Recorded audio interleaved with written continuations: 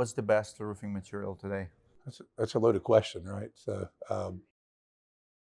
Jersey Park says it's metal. So it depends. So like if you look at what happened in Florida during Hurricane Ian and all the devastation that we've seen, I actually believe that shingles are still the best choice.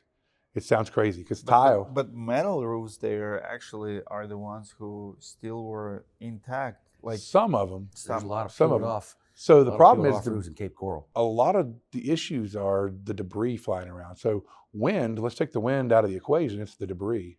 So once you hit that metal panel and you open up one of those seams in that locks, the whole thing blows off. yeah, With shingles, what we saw was we would see, unless you do it right.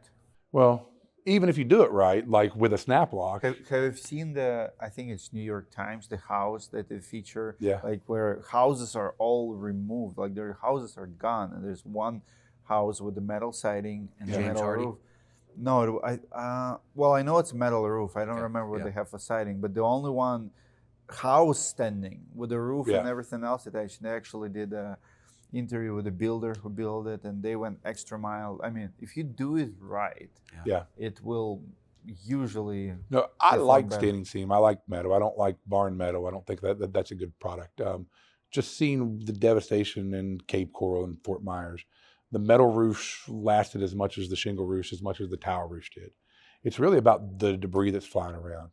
So when you think about tile roofs, like that's my least favorite actually is tile.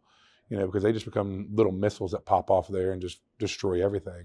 Shingles, at least you have a chance to repair them, right? You can blow off a section, and Yep. if it's 3 years old, you can go buy 2 bundles of shingles and repair it.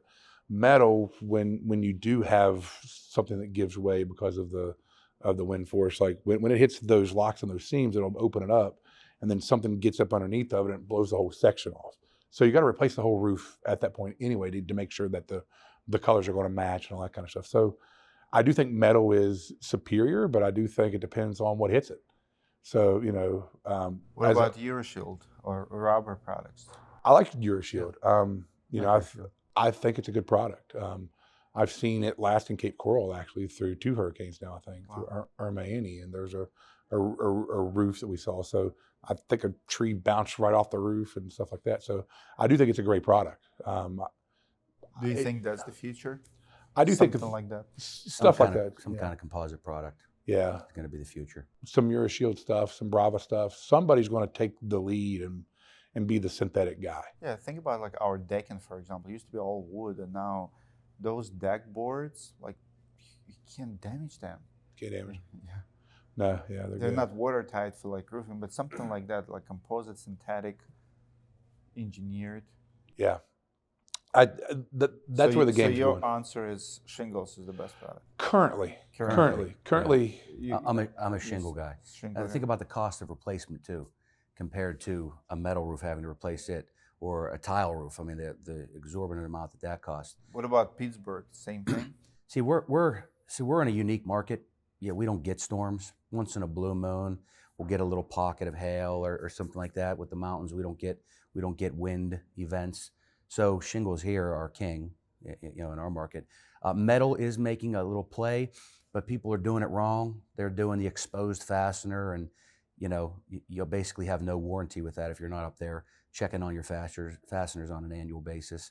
So we really push shingles here because, we don't need a Euroshield product. We don't need an impact resistant product in our market.